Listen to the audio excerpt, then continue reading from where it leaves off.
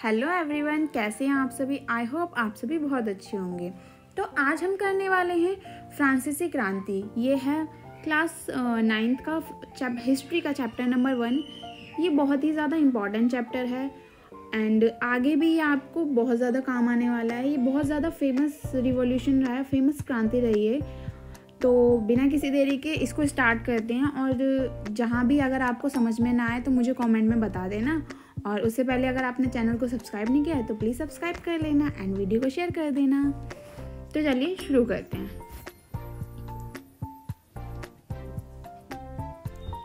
फ्रांसीसी क्रांति 14 जुलाई 1789 की सुबह पेरिस नगर में आतंक का माहौल था। क्यों था? सम्राट ने सेना को शहर में घुसने का आदेश दे दिया था। अफवाह यह थी कि वह सेना को नागरिकों पर गोलियां चलाने का आदेश देने वाला है। लगभग 7,000 मर्द तथा औरतें टाउन हॉल के सामने एकत्र हुए और उन्होंने एक जन सेना का गठन करने का निर्णय किया। हथियारों की खोज में वे बहुत से सरकारी भवनों में जबरन प्रवेश कर गए। अंततः सैकड़ों लोगों का एक समूह पेरिस नगर के पूर्वी भाग की ओर चल पड़ा।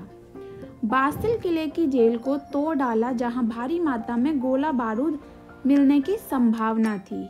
हथियारों पर कब्जे की इस सशस्त्र लड़ाई में बास्तिल का कमांडर मारा गया और कैदी छुड़ा लिए गए। यद्यपि उनकी संख्या केवल 7 थी, सम्राट की निरंकुश शक्तियों का प्रतीक होने के कारण बास्तिल किला लोगों की घृणा का केंद्र था। इसलिए किले को ढहा दिया गया और उसके अवशेष बाजार में उन लोगों को बेच दिए गए जो इस ध्वंस को बतौर स्मृति संजोना चाहते थे। इस घटना के बाद चलो पेन चेंज कर लेते हैं ना। तो इस घटना के बाद कई दिनों तक पेरिस तथा देश के देहाती क्षेत्रों में कई और संघर्ष हुए।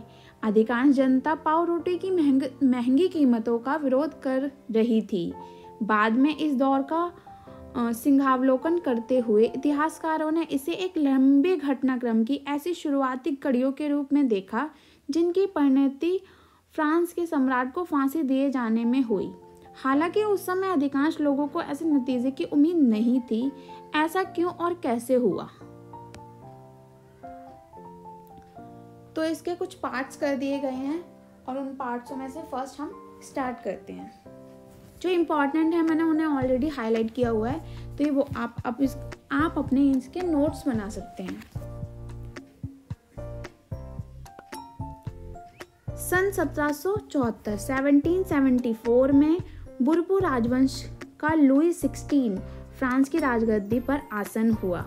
उस समय उसकी उम्र केवल 20 साल थी और उसका विवाह ऑस्ट्रिया की राजकुमारी मैरी एंटोइनेट से हुआ।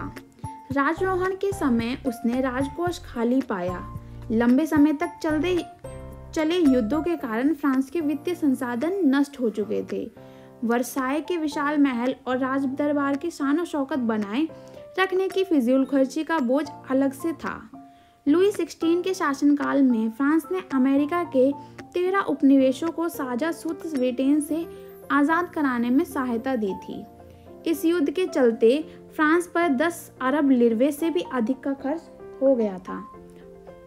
जुड़ गया था, जबकि उस पर पहले से ही 2 अरब लिरवे का बोझ चढ़ा हुआ था।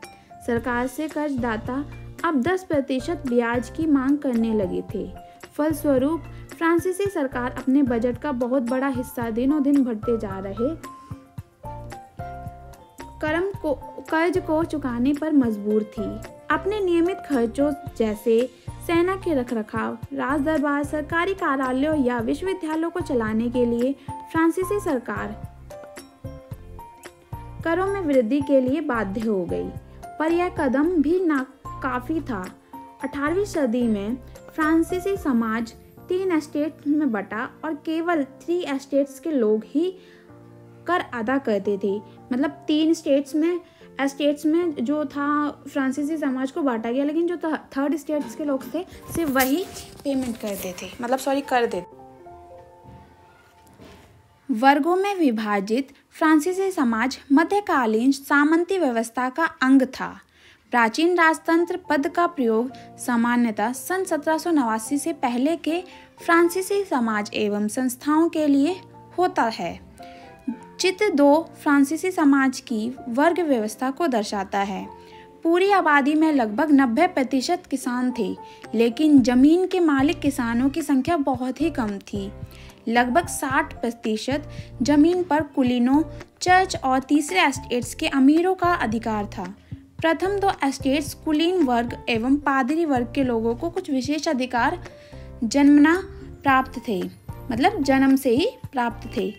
इनमें से सबसे महत्वपूर्ण विशेष अधिकार था राज्य को दिए जाने वाला करों से छूट। मतलब जो पहले 2 स्टेट्स थे ना, उनको कर नहीं देना पड़ता था, सिर्फ 3rd स्टेट्स को ही देने पड़ते थे। कुलीन वर्गों को कुछ अन्य सामंती विशेषाधिकारों भी शामिल थे।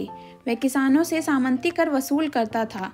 किसान अपने स्वामी की सेवा, स्वामी के घर एवं खेतों में काम करना, सैन्य सेवाएं देना तथा सड़कों के निर्माण में सहयोग आदि करने के लिए बाध्य थे। चर्च भी किसानों से करों का एक हिस्सा टाइद के रूप में वसूलता था। ऊपर से तीसरे स्टेट्स के तमाम लोगों को सरकार को तो कर दे चुकाना ही होता था। इन करों में टाइल और अनेक अप्रत्यक्ष कर शामिल थे।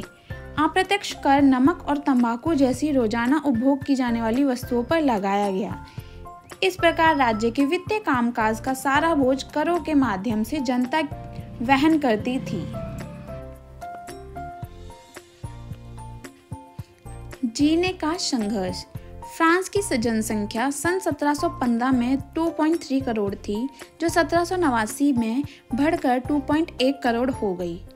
परिणामतः अनाज उत्पादन की तुलना में उसकी मांग काफी तेजी से बढ़ी। अधिकांश लोगों के मुख्य खाद्य पावरोटी की कीमत में तेजी से वृद्धि हुई। अधिकतर कामगार कारखानों में मजदूरी करते थे और उनकी मजदूरी मालिक तय करते थे, लेकिन मजदूरी महंगाई की दर से नहीं बढ़ रही थी। फलस्वरूप अमीर गरीब की खाई चौड़ी होती गई। स्थितियां तब और बदतर हो जाती जब सूखे या ओले के प्रकोप से पैदावार गिर जाती। इससे रोजी रोटी का संकट पैदा हो जाता था। ऐसी जीविका संकट प्राचीन स्वतंत्र राजतंत्र के दौरान फ्रांस में काफ़ी आम थे। तो यहाँ पे देखो, जीविका संकट का मतलब क्या है? ऐसी चरम स्थिति जब जीवित रहने के न्यूनतम साधन भी खतरे में पड़ने लगते हैं। और अनाम मतलब जिसका नाम मालूम नहीं, मतलब अनाम। नेक्स्ट, उभरते मध्य वर्ग के विशेषाधिकारों के अंत की कल्पना की। पहले भी कर भरने एवं अकाल के समय किसान और कामगार विद्रोह कर चुके थे, परंतु उनके पास सामाजिक एवं आर्थिक व्यवस्था में बुनियादी बदलाव लाने के लिए साधन एवं कार्यक्रम नहीं थे। ये जिम्मेदारी तीसरे एस्टेट्स के उन समूहों ने उठाई जो समृद्ध और शिक्षित होकर नए विचारों के संपर्क में आ चुके थे। 18वीं सदी में एक नए सामाजिक समूह का उदय हुआ जिसे मध्य वर्ग कहा गया, जिससे फैलते समुद्र पारीय व्यापार और ऊनी तथा रेशमी वस्त्रों के उत्पादन के बल पर संपत्ति अर्जित की। ऊनी और रेशमी कपड़ों का या तो निर्यात किया जाता था या समाज के समृद्ध लोग उसे खरीद लेते थे। तीसरे एस्टेट में इन सौदागरों एवं निर्माताओं के अलावा प्रशासनिक सेवा व वकील जैसे पेशेवर लोग भी शामिल थे। ये सभी पढ़े लिखे थे और इनका मानना था कि समाज के किसी भी समूह के पास जनना विशेष अधिकार नहीं होना चाहिए। किसी भी व्यक्ति की सामाजिक हैसियत का आधार उसकी योग्यता ही होनी चाहिए। स्वतंत्रता, समान नियमों तथा समान अवसरों के विचारों पर आधारित समाज की परिकल्पना जॉन लॉक या जॉक रूसो जैसे दार्शनिकों ने प्रस्तुत की थी। अपने टू ट्राइजेज ऑफ गवर्नमेंट में लॉक ने राजा के देवी और निरंकुश अधिकारों के सिद्धांत का खंडन किया था। रूसो ने इसी विचार को आगे बढ़ाते हुए जनता और उसके प्रतिनिधियों के बीच एक सामाजिक अनुबंध पर आधारित सरकार का प्रस्ताव रखा। मॉन्टेस्क्यू ने the spirit of the laws नामक रचना में सरकार के अंदर विधायिका, कार्यपालिका और न्यायपालिका के बीच सत्ता विभाजन की बात कही। जब संयुक्त राज्य अमेरिका में 13 उपनिवेशों ने ब्रिटेन से खुद को आज़ाद घोषित कर दिया तो वहाँ इसी मॉडल की सरकार बनी। फ्रांस के राजनीतिक चिंतकों के लिए अमेरिकी संविधान और उसमें दी गई व्यक्तिगत अधिकारों की गारंटी प्रेरणा का एक महत्वपूर्ण स्रोत थी। दार्शनिकों ने इन विचारों पर कॉफ़ी हाउसों व सैलून की गोष्ठियों में गरमागरम बहस होती हुआ करती थी और पुस्तकों एवं अखबारों के माध्यम से इनका व्यापक विचार विसार हुआ। पुस्तकों एवं अखबारों को लोगों के बीच जोर से पढ़ा जाता ताकि अनपढ़ भी उन्हें समझ सके। इसी समय लुई 16 द्वारा राज्य के खर्चों को पूरा करने के लिए फिर से कर लगाए जाने की खबर से विशेषाधिकार वाली व्यवस्था के विरुद्ध गुस्सा भड़क उठा। तो ये था आज की वीडियो। और कुछ ऐसे टॉपिक्स अगर आपको समझ में नहीं आए तो मुझे कमेंट में बता देना। तो आगे के जो चैप्टर है हम नेक्स्ट वीडियो में करेंगे और आपको जल्दी से जल्दी पार्ट चाहिए तो मुझे कमेंट में बता देना। तो चलिए मिलते हैं नेक्स्ट वीडियो में, है ना। और वीडियो को प्लीज़ लाइक कर देना जिससे मुझे पता लगेगा कि आपको वीडियो अच्छी लग रही है।